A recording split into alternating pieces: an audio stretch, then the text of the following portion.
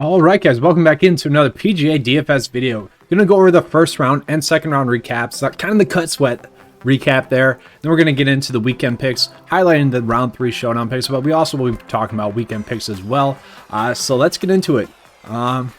Real quick though, before we get into the intro, do want to say the picks that we were on yesterday really resulted in a quality build that I was able to make, and also someone else in the 9 to 5 Nation did well as well in the 9 to 5 Discord chat. Ooh, sorry there. He ended up being on Matthew NeSmith, and we pretty much had the exact same build somehow, which actually makes sense. I mean, Paul Casey, Daniel Berger, Sam Burns, and really Jim Furyk were pretty much locks. It was kind of deciding what you'd want to do from there. We both ended up going with Hank Lebioda, and then he chose Matthew NeSmith. I went with Scott Stallings. He has a top 5 finish today. It depends on how Hank Lebioda finishes, I think. He was in second place, but I think he was pretty much guaranteed into a top 5 finish. Me personally, Hank Lebioda, on the 16th hole, all he had to do was make a par. He made a freaking bogey, okay? So if he makes a birdie on 18, maybe there'll be a chance for me to have a really strong day. But I was in 10th place before that bogey, dropped down to like, I don't know, like 15th. So we'll see how that holds up, but still, solid round 2 showdown slate. And we'll just break that down here after the intro. So let's go.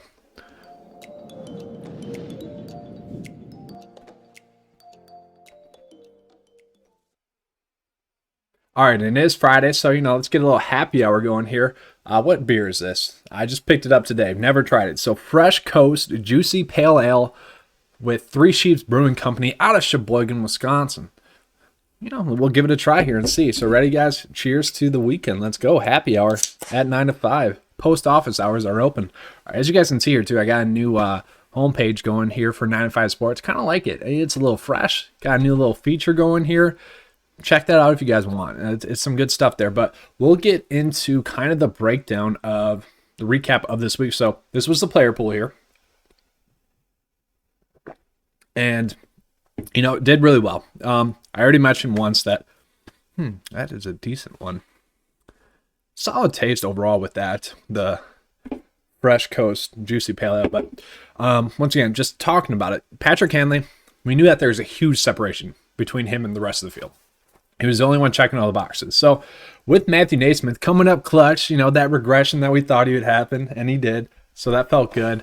-5 though. Whew, wow. That could have been better too, guys. He had like 4 or 5 putts within 9 feet. He could easily make 1 or 2 of those and had a much better round. So he was gaining a ton of opportunities in round 2. Honestly, he just started off slow. 3 bogeys to start his week. Through his first 3 holes, he was +3.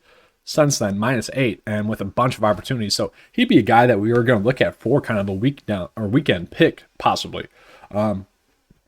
Sorry, there, that beer. Wow. But yeah, just looking at it, really just solid overall. Our first miscut was James Hahn, who was a GPP only play, and Stuart Sink as well, GPP only play, but overall just very solid player pool wise.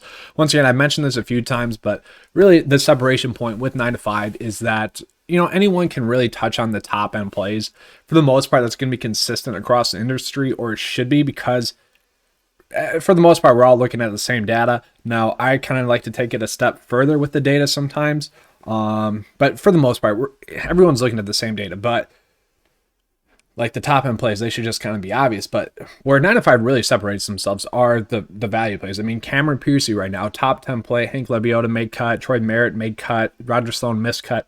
Brandon Hagee, I would have to check. I know he's -5 through the first round, but I think he was +3 the last time I checked today. We'll have to see if he made the cut. And then Bakhtia, he's playing well right now as well. But through 2021, the value plays of 9 to 5 had made the cut. So extremely good there, but looking like it's going to be a solid weekend here for 9 to 5 across the board. A lot of people in the Discord chat were messaging me saying, they had a bunch of 5 out of 6, 6 out of 6 across the cut line. I know my top GPP lineup has 6 for 6 across the cut line, looking like it's going to be a pretty solid week overall. So exciting stuff. Already had, the solid round 2 showdown lineup with one of the 9 to 5 members and myself as well.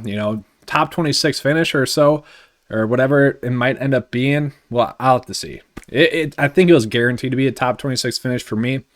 For the other dude, I think it was like a top 5. Have to check that out, but still, it was kind of an easier one, and that kind of just makes me want to recap what I touched on like in the last video here. So I got the Showdown leaderboard pulled up, but the round 2 is kind of easier when you know what to do with it. So if you have a good round 1 with your player pool, really don't have to mess around with the Showdown at all for round 2. But you can normally gain an edge there where people just haven't been able to see it. So yesterday or last night, we were able to establish that Paul Casey, Daniel Berger, those were just going to be easy plays. They're guys that ranked out really well. They're going to be playing on the easier course, significantly easier course it appeared to be. And then, Matthew NeSmith and Stuart Sink were both 2 players that, seemed like they were due to regress.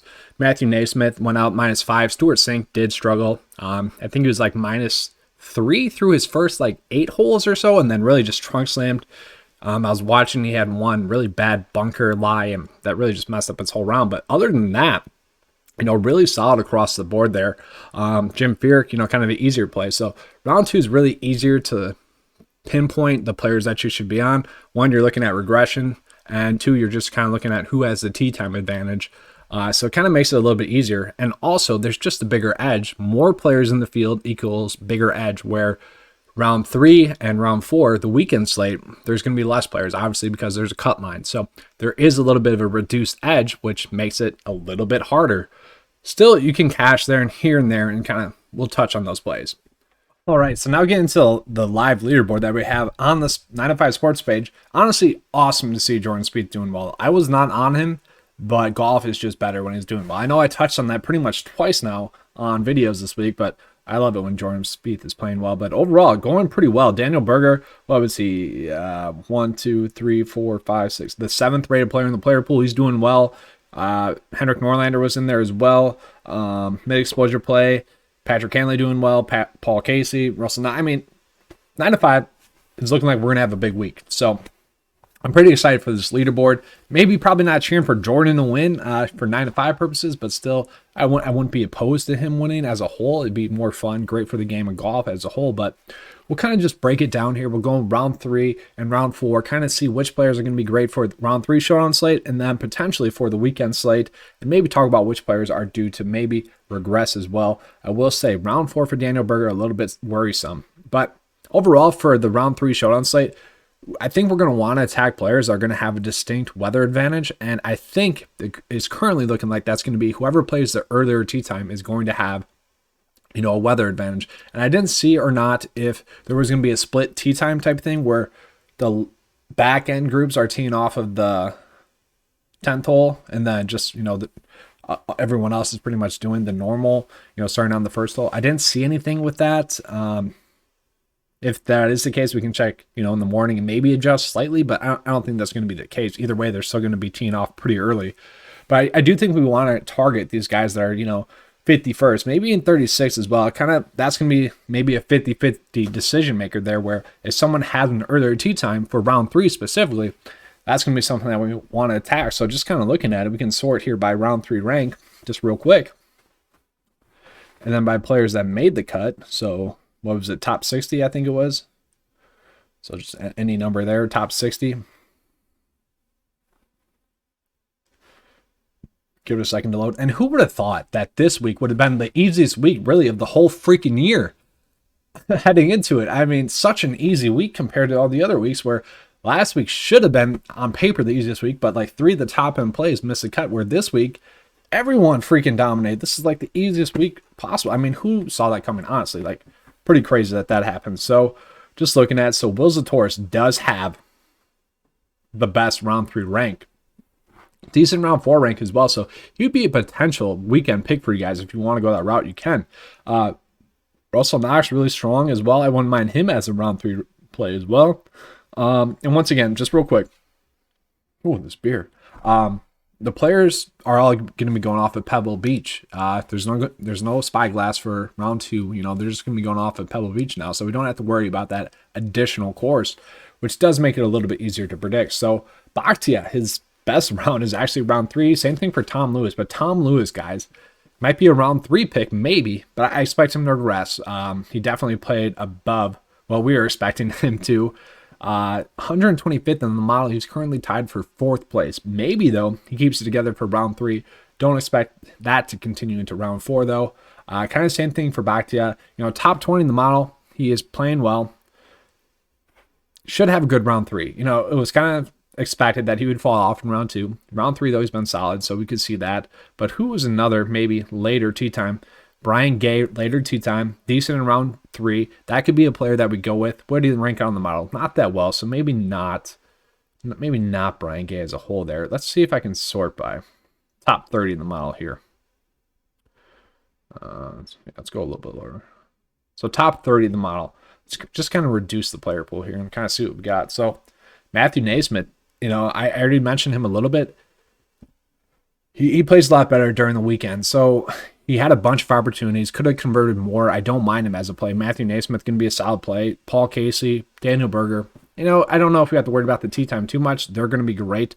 Round 3 picks as well. I'm good with that. Let's scroll down here and just sort by round 3 in the graphic. Makes it a little bit easier here.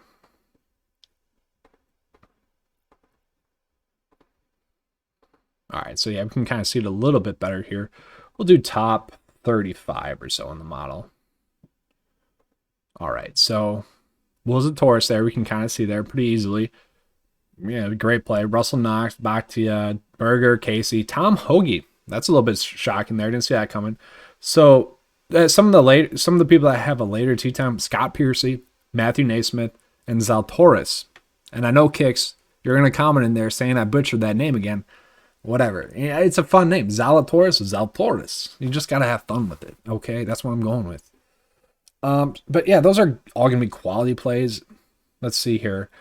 That's kind of it for round 3. I mean, really, I'm looking at Zalatoris, Scott Piercy, and maybe a little bit of Matthew NeSmith, and then you just pay up for some of the studs there that are playing decently well. Like Patrick Cantlay, he obviously played elite round 1, kind of struggled in round 2.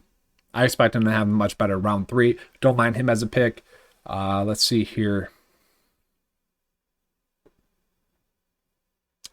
Let's bring in the round 4 now, just to kind of go over the weekend picks as well. And I'll sort it by round 4 rank. Oh, sorry. Round 4 rank.